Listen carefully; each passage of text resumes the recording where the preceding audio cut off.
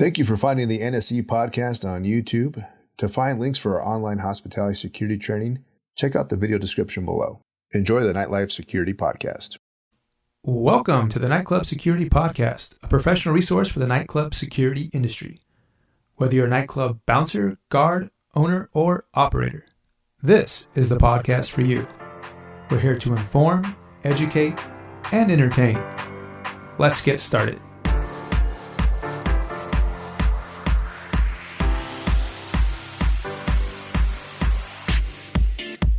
Welcome, everybody. You're listening to the Nightclub Security Podcast. My name is Manny Marquez. I'm here with nightclub industry expert Robert C. Smith. We're coming to you live from the beautiful studio here in Mission Hills in sunny San Diego. Robert, how you doing? Man, I'm doing great. So, Robert, we got a busy week coming up for the both of us. For our listeners, you're probably going to be getting this early, like Monday or Tuesday, but for us, it's Friday. Tomorrow, you're headed to Vegas. Got a week stay there in Vegas. Got a couple of things going on. So we got training on Sunday, Monday with 𝐄𝐩𝐢𝐬𝐬𝐿ocally 𝐿ocally in Vegas. Want to throw a shout out to Gary Nemeth. He's the executive club operators out there. He's in charge for 𝐄𝐩𝐢𝐬𝐬𝐬 nationally in Vegas for Little Darlings, 𝐄𝐩𝐢𝐬𝐬 Showgirls, Vegas Party Nights, and Vince Neil's Girls. Yeah, so part of our client base is with the gentleman's club industry. And so there'll be several locations that'll be training with us. We'll have about 60 to 70 people there. Oh, yeah, so we're going to start off that in Vegas. I'm going to follow you. Probably I'm going to get up to Vegas on Sunday or Monday. But then we have the ED Publications Gentleman's Club Owner Show coming up on Tuesday, Wednesday, and Thursday. It's a great show, too. And the magazine is free for you listeners that are either in the industry or want another industry publication. You can find it online at 𝐿XoticDancer.com, but they've got a lot of good information in there, and their show is 3 days, and it's jam-packed with educational seminars, a trade show, some other fun things to do at night. And actually, you'll be speaking at a workshop on Tuesday? Tuesday, 5 to 6 p.m., which is another unique thing that Dave Manick, the magazine editor and one of the guys in charge of the show, they do a lot of education first, fun second, which is really different for so many other trade shows that we've been to. The show is set up where that day on Monday from 10 o'clock in the morning till about 6 p.m. is all education in one room. Many speakers from DJs, how to get the crowd going, how to enhance the evening from the entertainer side, the show side, the security side, plus a ton of lawyers will be speaking on what to do, not to do, and some of the issues confronting clubs. Yeah, just some of the issues surrounding the industry. Yeah, a lot of these shows, if you've ever been to a trade show, it's amazing how much you can learn if you actually show up to the show. And it wasn't till about 5 years ago that I started really looking at attending as many of the events during the day that I could and not the events at night. It's Vegas, so it's not just this show, but another one we have in March, the Nightclub and Bar Show. If you hit their parties at night, you're not rolling in until sunrise the next day. Yeah, and it's kind of tough to put your thinking cap on and be productive. It's free booze, free cover, no cover, free entry. And then they throw a little bit of food at you, but 5 in the morning, then got to get going at 9 again. And you're in Vegas? Yeah, it's tough. So the thing is that if you do show up to these shows, if you make a point to actually show up to the workshops and the seminars, you can actually learn a lot about the business and give you a good perspective on things as you run your own shop.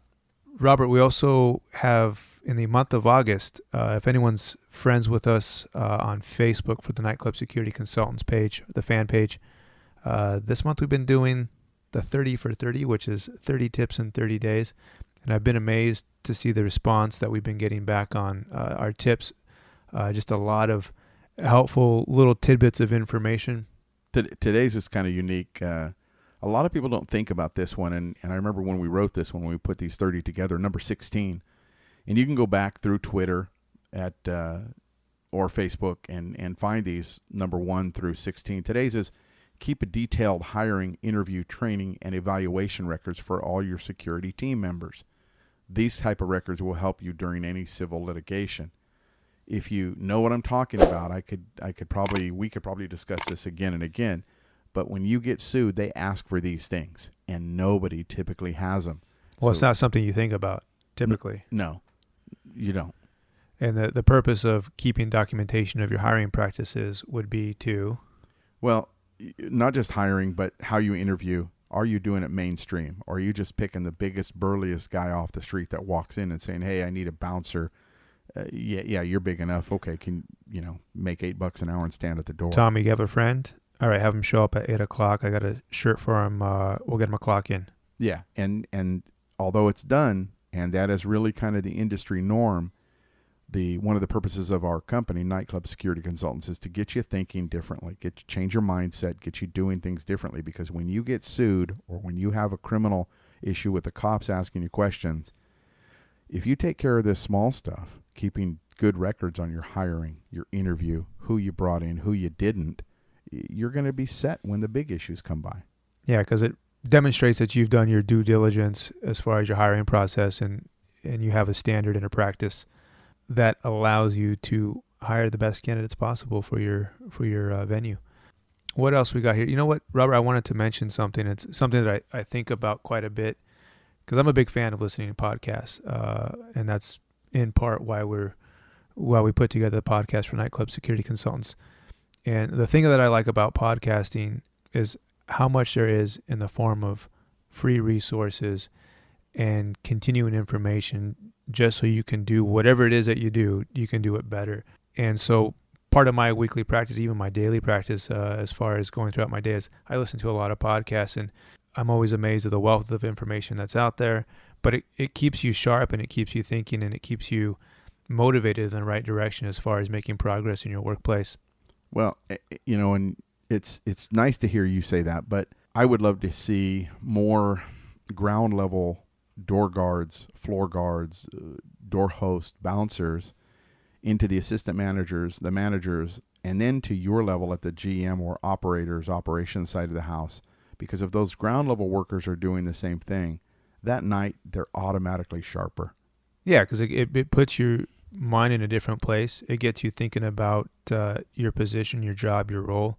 You start asking questions about maybe how can I do things better. So I really want to congratulate for the listeners that have been tuning into our podcast.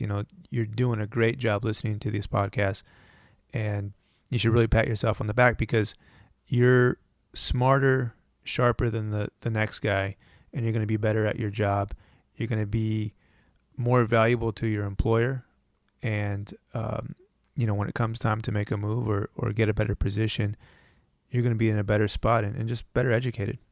And I want to bring up the point on money savings regarding listening to these podcasts. You're washing your car and you're listening to the podcast. You're sitting around the house and you're listening. This absolutely saves you money. And the way it will save you money is if you're documenting that you're listening, you have the date down, you have this podcast, it's saved somewhere, you implement some of the things we talk about. This is education, folks. It is not sitting in the classroom, but this is education. You can now testify in court under oath that you've listened to these podcasts, you've implemented certain points that we brought up to you, and even if you haven't implemented every step, you've listened and thereby became smarter. And a jury would listen to that. They know what podcasts are. They're going to see you're above the standard of what normal people are doing. And it really is important in whatever that you do, whatever occupation that you have, the ongoing, continuing education, seeking out resources, books, podcasts, if there's video material available for your occupation. And it's one of the things that, you know me, Robert, and I've been a big fan of like the self-help type stuff. Stephen Covey, 7 Habits of Highly Effective People, he calls it sharpening your saw. And if you're going to work every day using the same saw and it's not sharp, you're going to work harder and you're not going to be able to do your job as effectively as you should. So again, if you're listening to this show, pat yourself on the back. Good job. You guys are doing the right thing. And if you have coworkers, colleagues, somebody that that would benefit, please pass this information along because we like to reach as many people as we possibly can. So Robert, today's show. Actually, no, we got a news piece, right? Yeah, we wanted to update you on something. I think a couple of weeks ago we talked about it. We talked about Fort Lauderdale. A viral video coming out of Fort Lauderdale, Florida. Somebody caught on their phone camera video of two bouncers assaulting a couple and a friend. Yeah. In a bar, had a little disagreement about the way the drink was made a complaint, wanted to speak to someone, were asked to step outside, got outside, and this is just paraphrasing this issue. You've either seen it, heard about it, or you can go find it. It's real simple to find. Probably a guy over intoxicated, gets kicked out, wants to speak to a manager. Bouncers lose their cool. They basically, the video shows pretty clearly, they attacked him from behind. One of the bouncers grabbed him from behind, violently threw him to the ground. That same guy ends up getting stomped on the head, kicked in the head. You can see him in the video running away, holding his head with a red mark appearing to be blood on his head. Another bouncer jumps in and smashes someone. It's out there and you can watch the video, but the update on this is that the police have viewed the video. They went in and within about, a week and a half of the video, they arrested the bouncer. Now, initially, that night, when the police responded, there was no one there. And while they were there at the club, the police just standing there, the person, the guest and his buddy came back to try to settle the score. When they were talked to by the police, they wouldn't listen to the police. Again, as Manny just said, over-intoxicated to some level, not following common sense.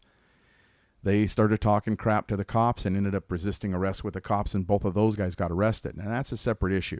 The issue we're talking about is the guards going crazy on these guys for no reason, just because they're drunk and stupid. Now that the video was out there, the police saw it. Sure enough, one of the bouncers was arrested, felony battery, and another guard will be charged with misdemeanor battery.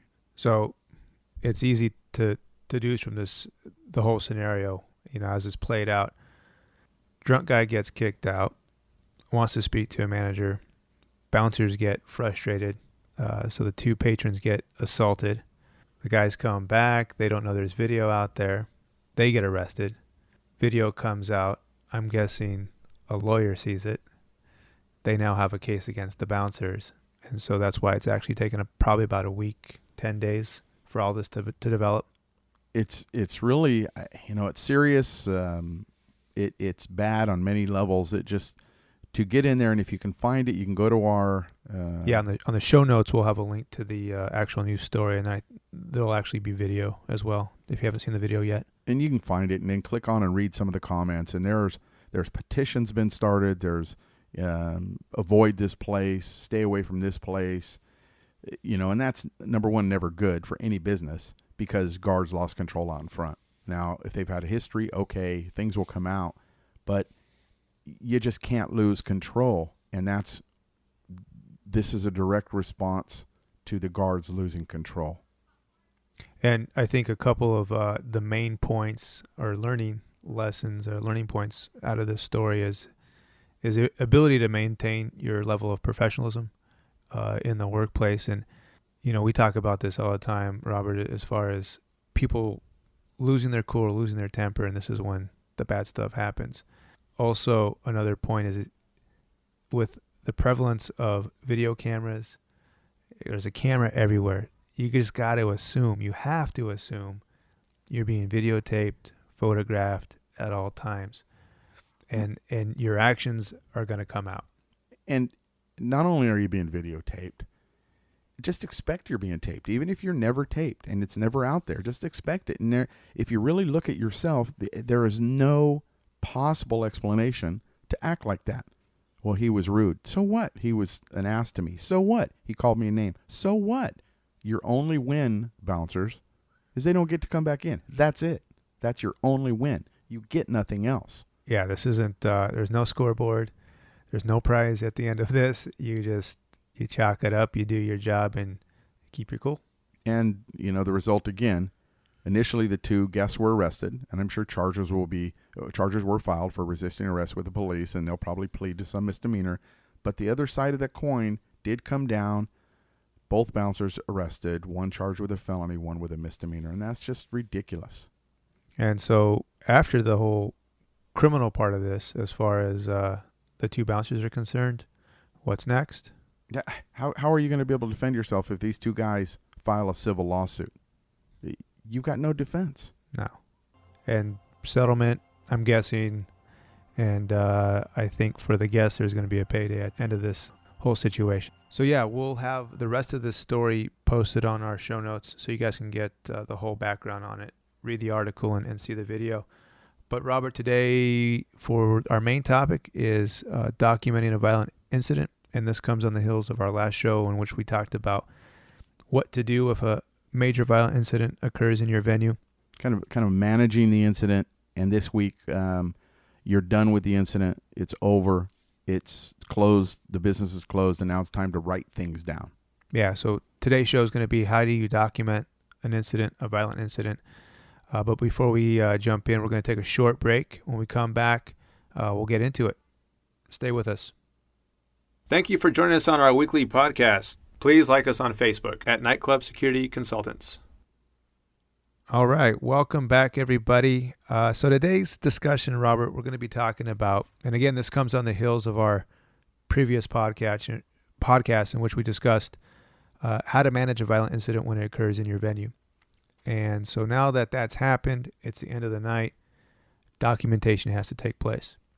So today's show, we're going to talk about how do you document a major incident, a violent incident. And we set this up, basically 5 talking points. And so I'm just going to go ahead and set it up so you know what we're going to be talking about today. The first point is going to be, what are the 2 main methods of documentation that has been used over the years? And then we're going to talk about what are some of the newer alternative ways to document. And then the third point is going to be, why do you document? And this is going to go above and beyond just the obvious reasons of why. Number 4 is going to be, what types of incidents do you document?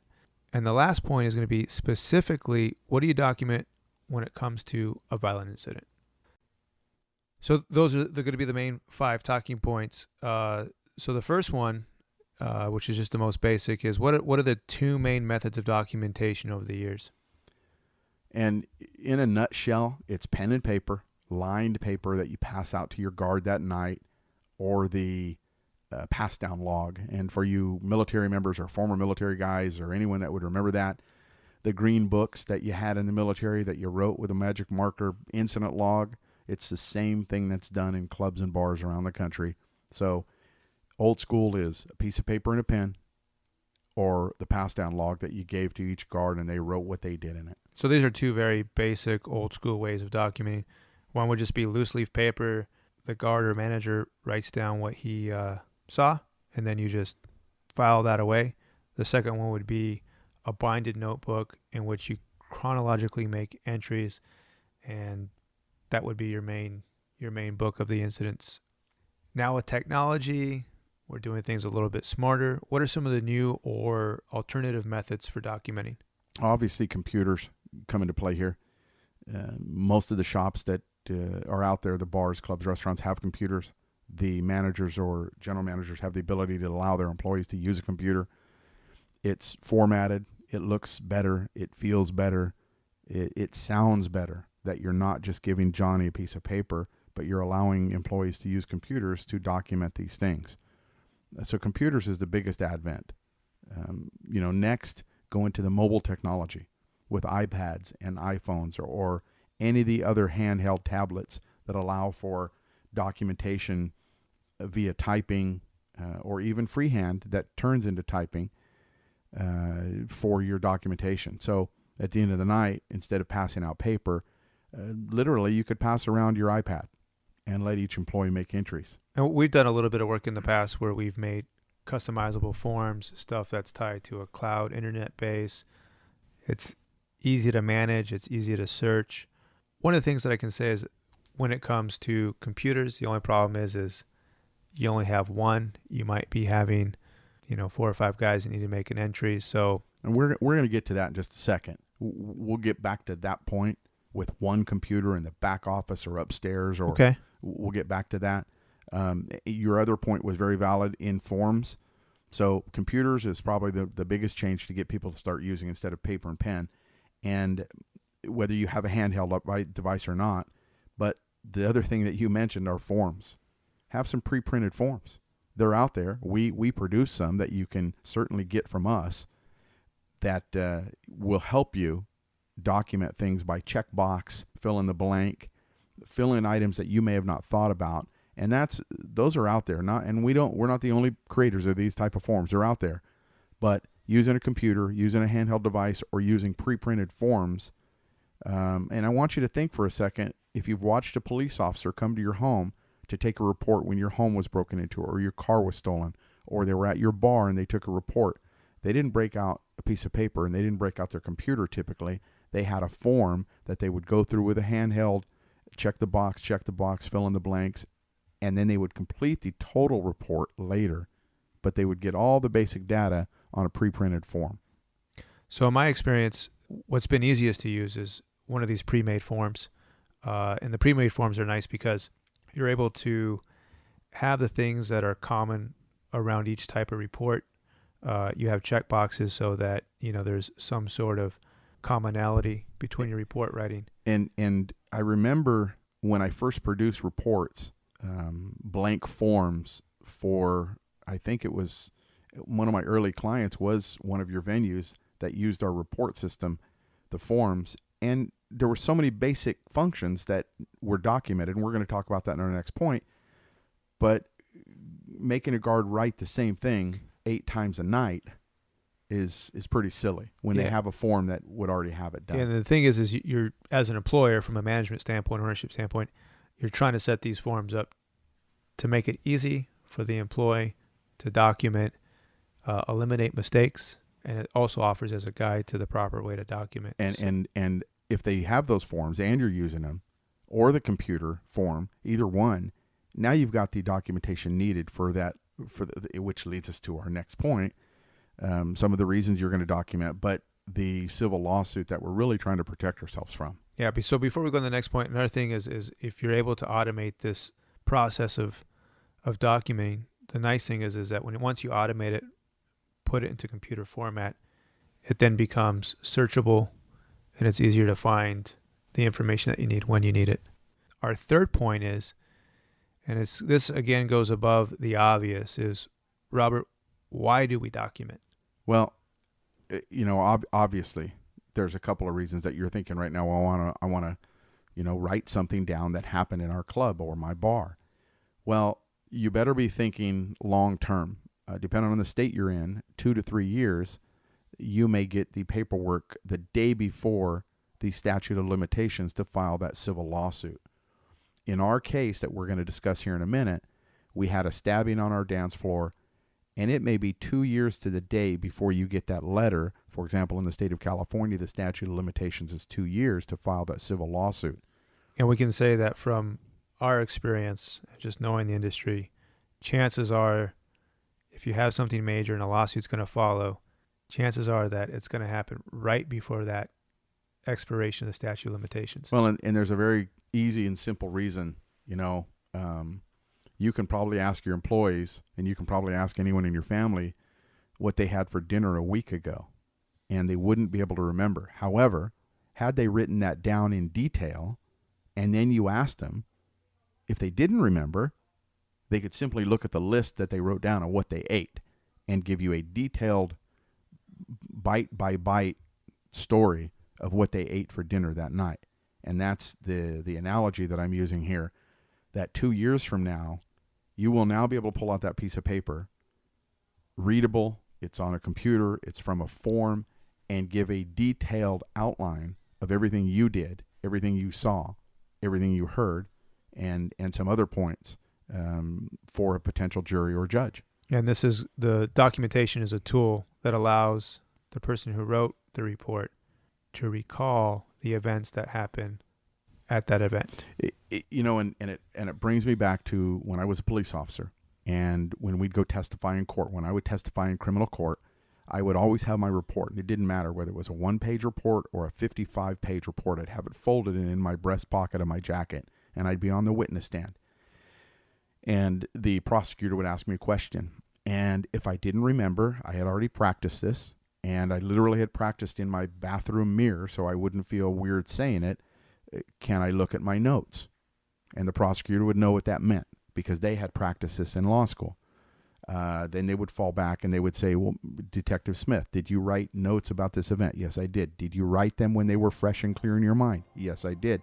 Did you bring a copy of that report that you wrote that night? Yes, I did. Would looking at those notes from that night refresh your memory to help you answer this question? Yes, they would.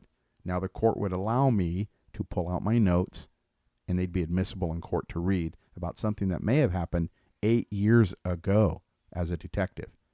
And this is the same thing. They will ask you, did you write a report? Yes, I did. Do you have a copy of that report? Yes, I do. Would reading that report help you remember things from that night? And of course it would. Now you pull out your report and you can read that report on the stand or at a deposition or in front of a jury. So part of the why is really what we're trying to do is we're proving our actions of that night. Well, tell me you did something and I'll ask you to prove it. If you wrote it down, now you have some sort of proof.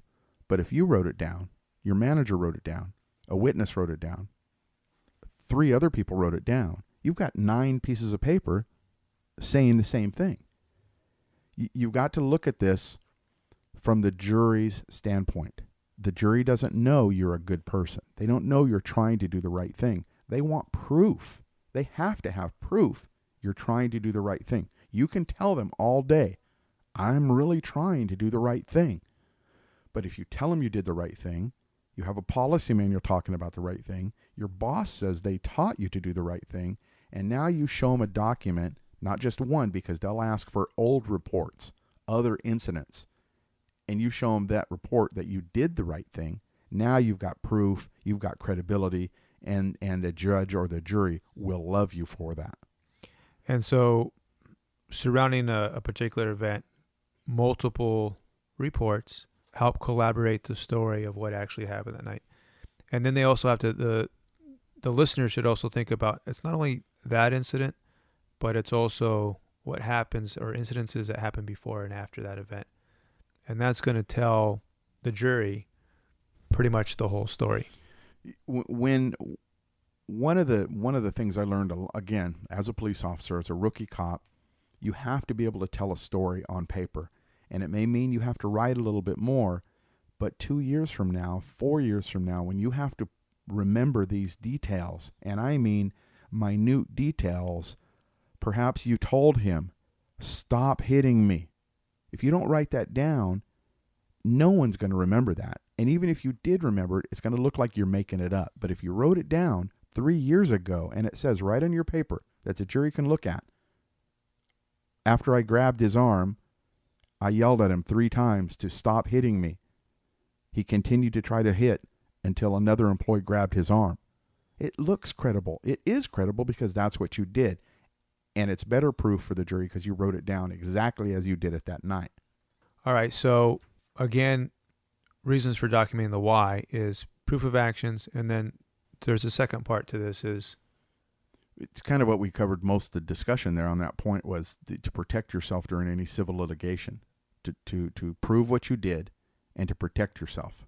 And so for the listeners, again, owners, operators, rather than just the practice of documenting, really understand the motivation of why you want to document. And that's you want to prove your actions and you want to protect yourself.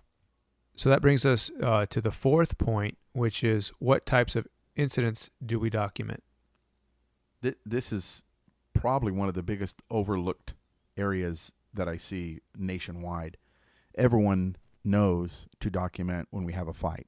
Everybody knows to document, write something down when we had a stabbing or a shooting or a violent pint glass in the face of a guest. What about the smaller incidents? And remember, the ultimate goal here is to protect yourself. Okay, so we know we're going to write something, and we'll discuss that in detail in a minute. We're going to write something about the stabbing or the shooting. But what about the small things to prove that you have a history and a track record of doing the right thing and writing things down? So my list, and it's not so much a list as it is just think about what you do on a nightly basis as a door guard or a manager in your venue. Did you turn someone away at the door?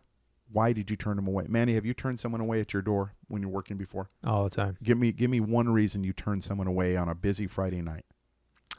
Easy one is over intoxication. Okay, when you tell me they were over intoxicated, tell me 5 things they showed you. Give me 2. Give me 2 things. I don't want to stump you.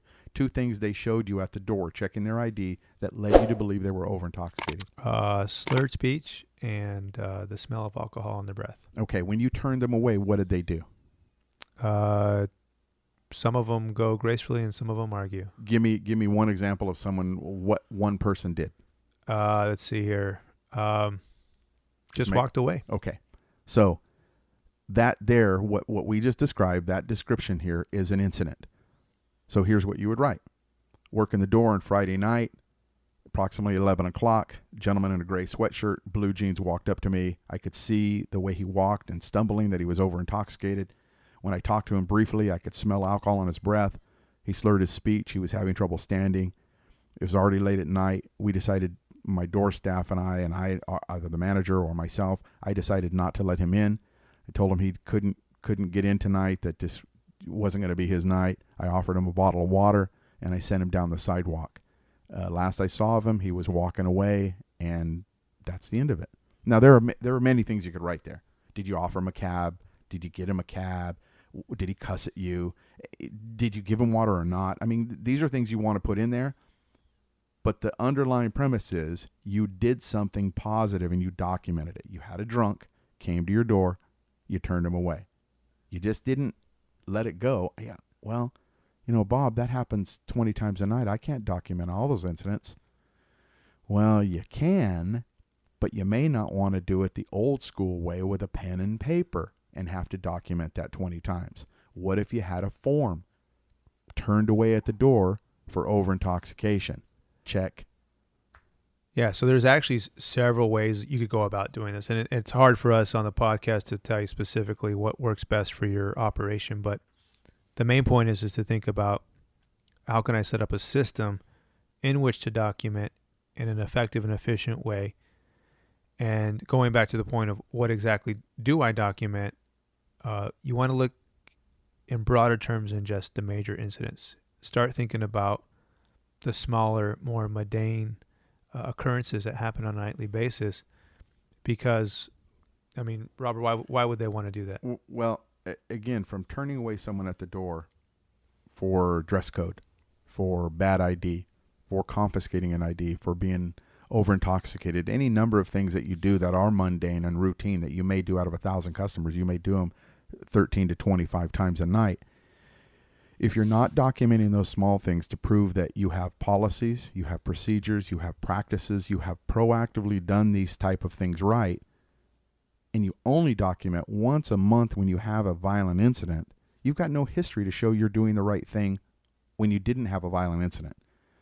Documenting those little things can prove to a jury you're doing more correct than you're doing wrong.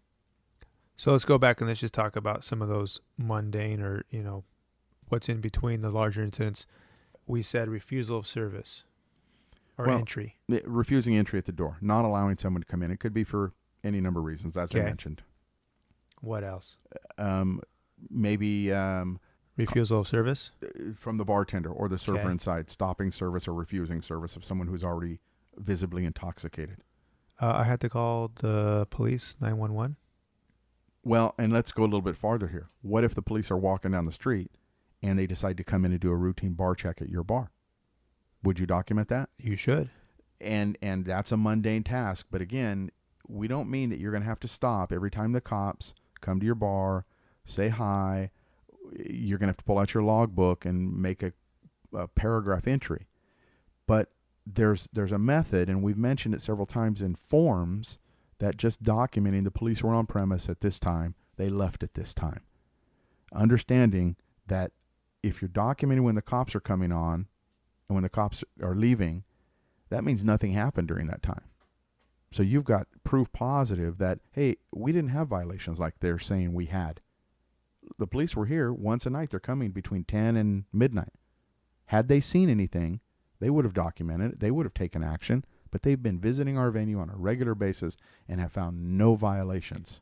Yeah, so the thing about documenting when the police arrive at your venue or show up is not only do you want to do the things that are, I guess, the bad occurrences, but when nothing happens, or when something good happens, or when it's just a casual visit.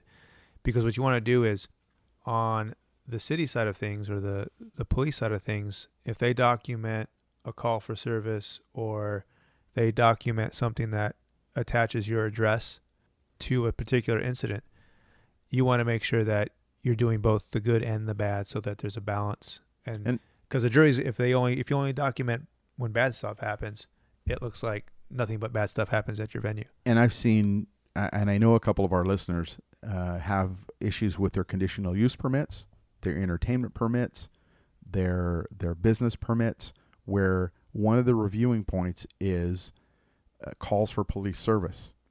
And the police will say they stop by bar X 6 times a month, that they have to handle problems at bar X 6 times a month. Well, think about that. You're open 30 days a month. They're only stopping by 6 times a month. They say they have to go there 6 times a month. Your documentation of them coming in at 10 and leaving at 10:20, however slight and mundane this task is, shows they did nothing. They came there 25 minutes, 2 officers, that's 50 minutes of out of service time, and they left. Nothing was done. This can totally help you at those review board hearings.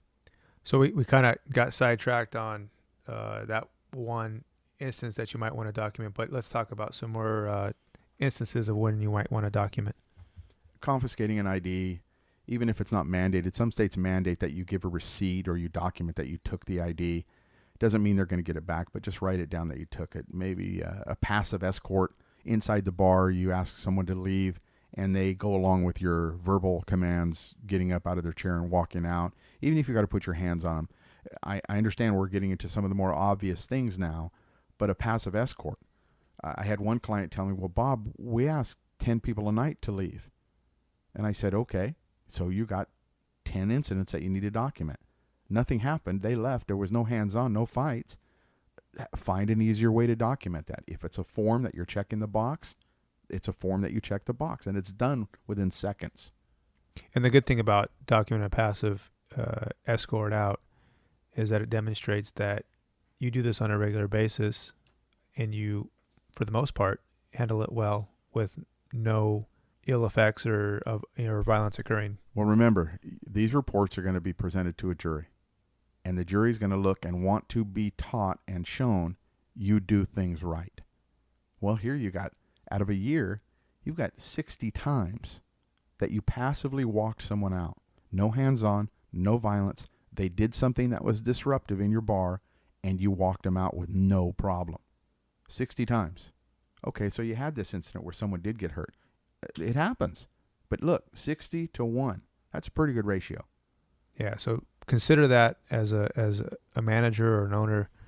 Again, some of these instances or events that happen on a nightly basis, you might not think about documenting. Think about setting up a system in which you can start documenting those sorts of incidences. All right, so then that takes us to our last point, Robert. When it comes to a violent incident, what are some of the things we should be thinking about? Well, operators, have anybody write anything down that did anything.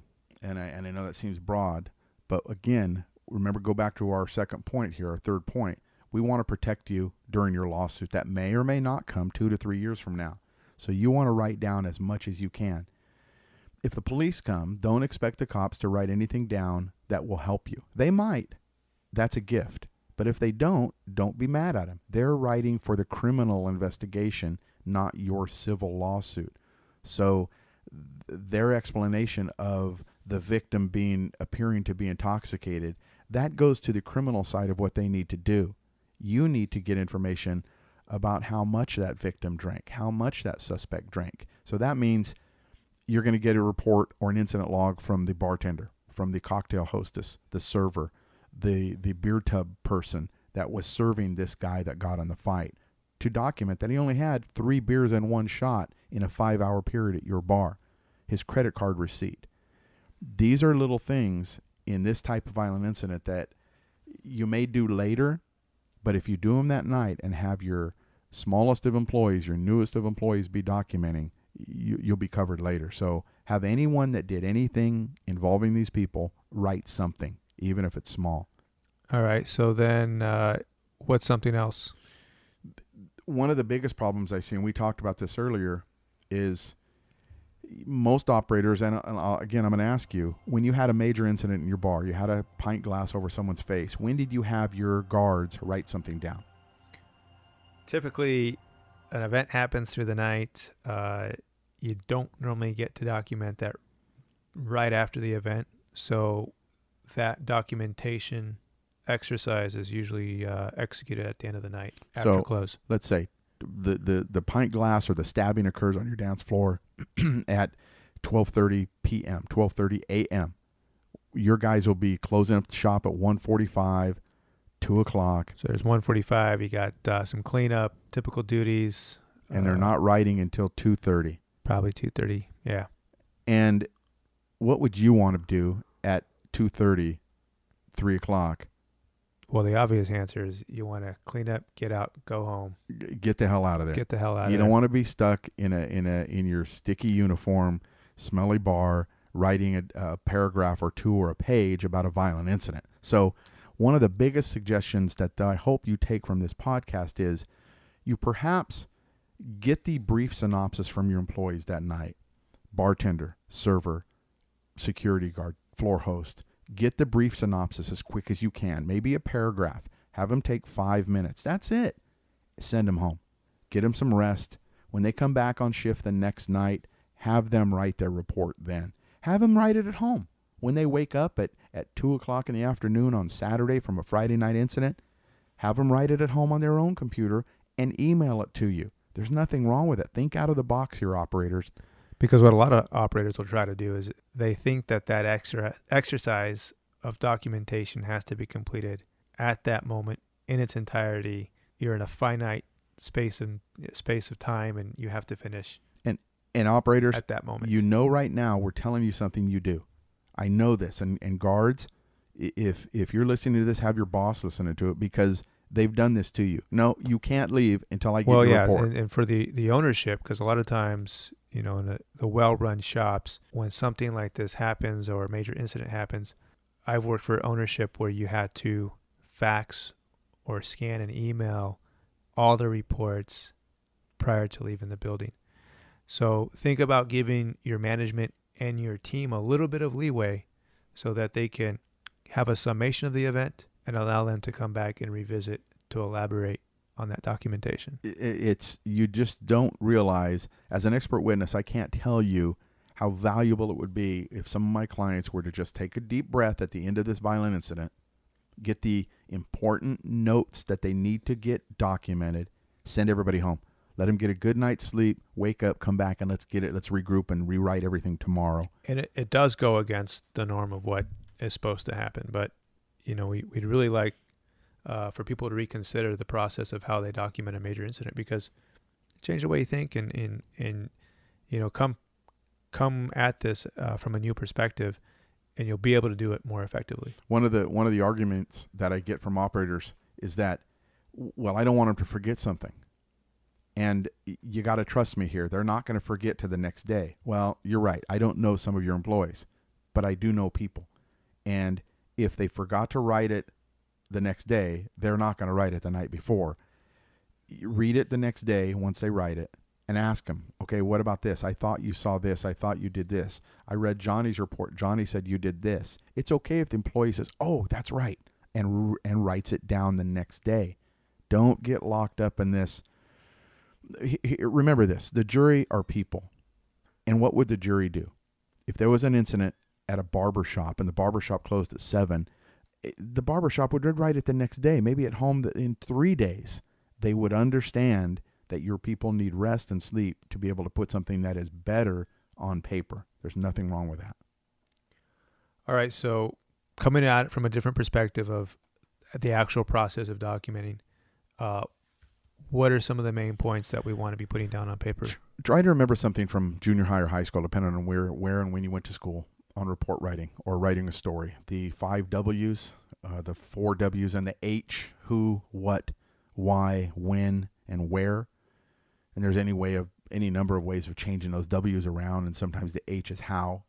So you're going to look for who did it, the names of the suspect, the names of the victim, any witnesses, the police names, the employee names. That's your who's. Why's. Does anyone know why this happened? Well, I think they fought. Did anyone ask them? You may be really surprised when you ask the victim how this started, they tell you. Or when you're holding the suspect on the ground, he's no longer fighting, you've got him legally detained, you ask him, hey, what happened? And he tells you. Write it down. That's the why. Where, how it happened, when it happened. These are very simple points to 5 W's on helping your staff write those reports down.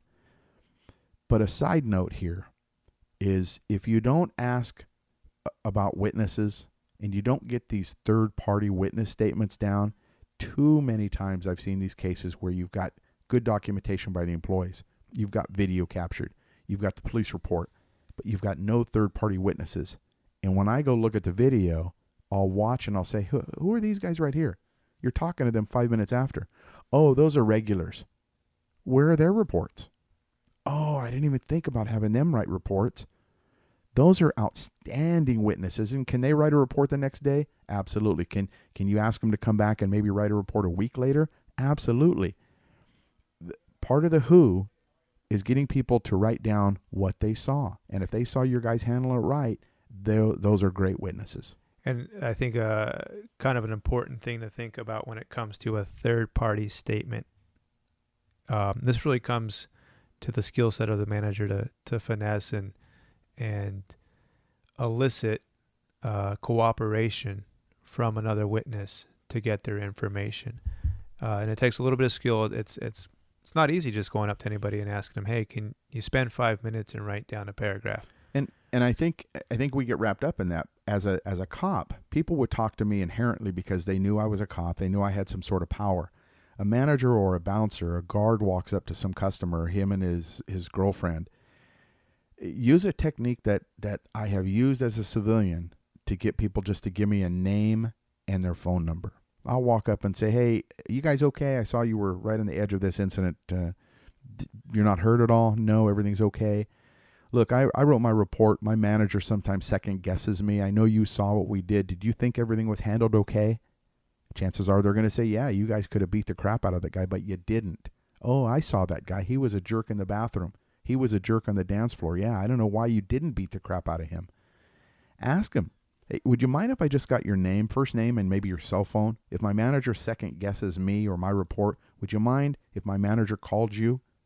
You'd be so surprised on how many non-involved customers that you don't know that are not regulars will be happy to help you and give you a name and a cell phone because you're not asking for much more. And at the very least, having the name and cell phone number, even if there's not a statement attached to it, it still is another layer of protection and accountability and another set of eyes on the incident. Well, and it goes even farther because 2 years later when you are sued and an attorney calls them or an investigator or my company calls and I talk to Johnny, he's going to remember that fight.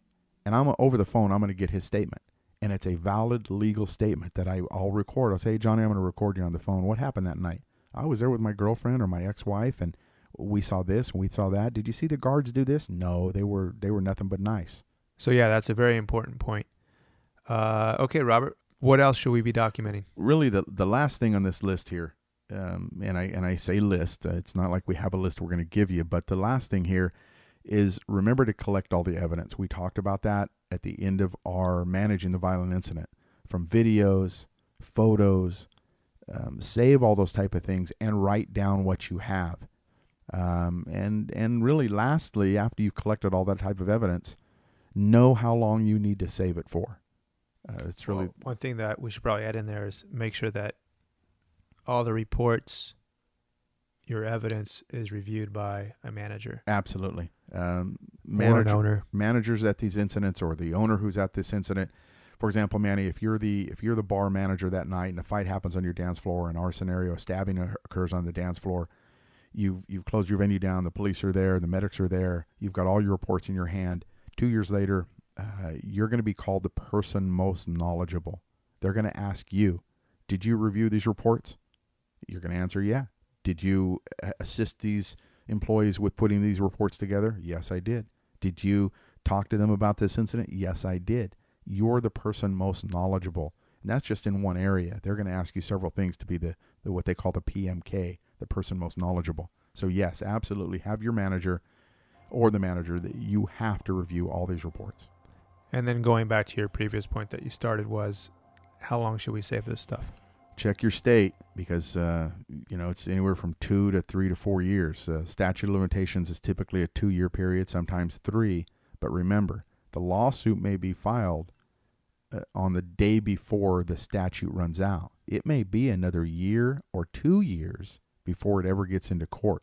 So save these reports for a minimum of 3 years. Trust me, your attorneys, if you have a civil lawsuit, the insurance company or your attorneys will get them from you way before that 3-year time frame. And I just thought of something as you were wrapping up that last point. Probably another very good idea for management to do is to document who was there and contact information, because a lot of times, because of the duration of an attorney waiting till the 2nd or 3rd year, when it comes time to come back and reevaluate this situation or look at it, a lot of times your employees who are at the event are long and gone. Well, and here's a tidbit for your operators to use this and put this down on your HR package to ask people. If you hire someone and they're going to work for you, when you hire them on day one, how do you know you're going to be able to find them a year from now? And I think Manny was referring to that. One of the questions I use when I help with interviews is, where'd you go to high school? Where'd you go to high school? I went to Hilltop High in Chula Vista. Really? What year did you graduate? Okay. Write it down on their application. Now you know that Robert was present at this fight 2 years later. He assisted you with this. He wrote this documentation. When you get sued and it's been 4 years, he's gone. You can find him through the high school, through the alumni association, through his parents who has the address so he can be called back for his 10 or 20 year reunion. It's a great question to put on their application. So when Johnny is gone, you can't reach him, you can't find him, and he's your best witness, and you can't find him, you're in trouble. Yeah, so if it's not part of the application process as far as getting that information, a lot of times after you hire somebody, you have them fill out some forms, an emergency contact form. Think about those things, keeping that information. Point being, when it comes time, I need to get a hold of this person, I know how to find them. So Robert, that pretty much wraps up the main portion of our discussion. Again, the 5 points. What are the historical ways of documenting, the 2 main ways? How can we utilize newer alternative methods of documentation? The why, which goes above the obvious of why do we document? What types of incidences we should be documenting? And then when it comes to a violent incident, what specific things should we be putting down on paper and keeping track of, and for how long? Was there anything else that you wanted to add? Well, just let me cover 2 quick points. Number 1 is, if you have injuries on the guard or on another employee during this incident, make sure you're taking some good photos and documenting those too. The employee may not want to do anything about it, but at least you have something that you can say, look, this also occurred, because the police won't really care if you don't want to do anything. Number 2, something that you started to touch on before, if you want to get your employees on computers, you only have one computer in the rear office. It's okay to do it staggered over the course of the next 3 to 4 days. Have them put something down on paper, as I said, and then use the computer over the next 3 to 5 days to get their full narrative down there. You don't need to cram them all into one office over the next 5 hours before you allow them to go home. All right. Well, I think I've probably gone a little bit over our normal time window, because there's a lot to talk about surrounding this incident. We could probably go on for another hour talking about documentation, but again, we try to keep the actual format of the show of under an hour. So why don't we go ahead and take a break? When we come back, put everything together. We got a couple announcements to make, and we'll wrap up the show. We'll be right back. If you like our show, visit nightclubsecurity.com for more information and access to free resources. Remember, that's www.nightclubsecurity.com. All right, and welcome back. Again, today was a very important topic, documentation. I think that for many of our listeners, owners, operators, the management of a security staff, it's probably your least favorite part of the job is a documentation process. And it can be difficult, and there can be a lot of involvement, and there can be a lot of time dedicated to doing it correctly. And I think that because of its complexity, sometimes operators need help with this.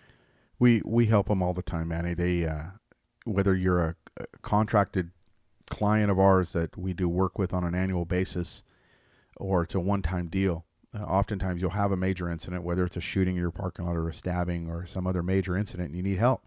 You don't understand the direction, what you need to do to protect yourself. Sometimes your insurance company will ask you to do these things and you're not sure what to do. Give us a call. We'll come out. We'll help you collect this data. We'll help you collect this evidence. We'll help you put together a kind of a pre-civil lawsuit package to present to your insurance company or an attorney should you ever be sued. And the main objective here is to mitigate potential liability. We've helped a ton of clubs save a ton of money by being proactive. We'll respond. I responded to one case where a gentleman died in the bar. We did our own investigation. We re-interviewed employees. We retook statements. We captured video that they had, but we took notes about that video, talked with employees about those things, and added so much to the case. Number one, no criminal charges were filed against any of the guards on this incident. And number two, they settled for a relatively acceptable amount to the insurance company for this case. And I got to tell you, had it not been that we re-interviewed and re-talked to employees and got material from them that they didn't know that they had inside of them, this could have been a lot more expensive. And a good way to think about it is it's basically a small insurance policy to help protect you, and as we all know, it just takes one of these major incidences and you can pretty much can wipe you out, can wipe out your business, and you really want to make sure that you're protecting yourself. So if something like this should come up, or if you've had an incident, or you need help, definitely look us up and get a hold of us, and we can definitely help. One of the and I don't mean to say it's a funny thing, but just be ready. If you did everything right, great, we'll tell you. But if you did some things wrong, just be ready. If you contact us, we're going to tell you that too. Yeah. And another part of it too is setting up the process, because you want to make sure that you have a system in place that is efficient and effective, and it helps you do the right thing. Robert, what else we have? Anything else? That's it. I just want to make sure that we give one last shout out to Gary out in Vegas for setting this training up with 𝐄𝐩𝐢𝐬 this Sunday, Monday. Oh, that's right. You know what? And one thing that we forgot is our winner of the week on our Facebook contest. We did a giveaway. Jim Smith, who I believe is out of Ventura, was the winner for the week, and we know he's a listener of the show. And so I'd like to encourage, if you're not a fan of our Facebook page, find us on Facebook, like us. That way you guys will be able to see contests. We'll do giveaways for some of our online training packages. Our California licensing or our national platinum host program. Yeah, so those are two giveaways that we're doing currently. So find us on Facebook. Other than that, I think we'll go ahead and we'll wrap up the show. Again, thanks for listening. Our podcast can actually be found at nightclubsecurity.com/podcasts. We'd like to invite everybody to subscribe to this podcast. You can find us on iTunes under the business section. Search for Nightclub Security Podcast. Also, this is a two-way street. We'd love to get some questions, feedback, comments. If you want to hear a certain show topic, you can email those to us at questions@nightclubsecurity.com. If you're a bouncer or an owner and you need more resources, please visit our website. We offer a range of services, including consulting, training, both in person and online, investigations, and expert witness. If there's anything that we can do for you, please call us, email us. We'd love to help. That's all for our show tonight. I'm Manny Marquez. I'm Robert Smith. And be nice.